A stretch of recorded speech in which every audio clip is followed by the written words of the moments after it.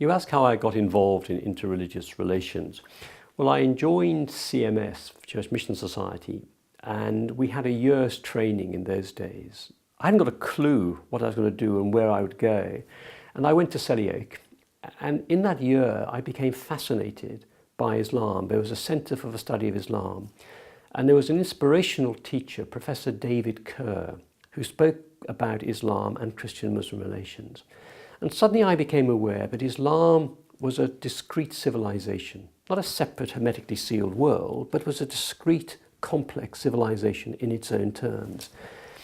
And this got me thinking. I'm a historian by training. I read history at university, and I'd studied something about the Muslim world in medieval history.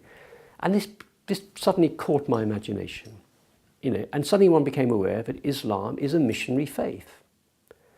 And Christianity is a missionary faith. I joined a church mission society, unapologetically missionary. And therefore, what intrigued me is how do we learn to live well together, given that we are both missionary faiths, both make universal claims, and some of these universal claims are frankly contradictory. So the question is, we have a difficult history. How do we embody what has always interested me, the peacemaking potential of Christianity? And I was told Islam meant peace as well. Something there in terms of, the Arabic means peace. And so the question for me, which intrigued me, is how could we respect the missionary integrity of these two quite discrete faiths with their difficult histories, but contribute to peacemaking? Because already then Muslim communities were coming into Britain. We were having to learn to live with a measure of religious diversity. It was, 35 years ago. And so it was that problematic intrigued me. And so I was fired by this inspirational lecturer, Professor David Kerr, sadly, who died some years ago, motor neurone disease actually, but a superb lecturer who was inspirational.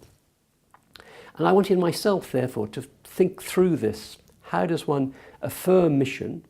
Islam and Christianity aren't suddenly going to reinvent themselves as non-missionary faiths. But how do we do mission which respects each other's integrity and not least the peacemaking potential in each tradition?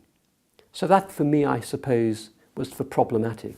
And I then had the opportunity to go and spend 6 years, it happened, I didn't know it was 6 years, how long it would be, but in an ecumenical study centre in Pakistan as a research student. And the glory of CMS in those days, I shouldn't say this on camera, was actually they omitted to say what I was researching, which was wonderful. So you had a carte blanche to be in a wonderful research centre, ecumenical research centre with Catholics and Presbyterians and Anglicans, really time to reflect on Islam in its South Asian dress, which is what I was interested in as a historian. My interest is lived Islam.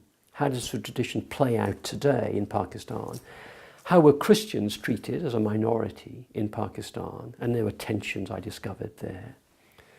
And so I had 6 wonderful years to make sense of Islam in its South Asian dress and to think through what mission and ministry meant for a church, in a sense a small minority church in a Muslim majority culture. And I suppose for the last 30 years I've been doing something similar in Britain, helping the churches reflect on these issues.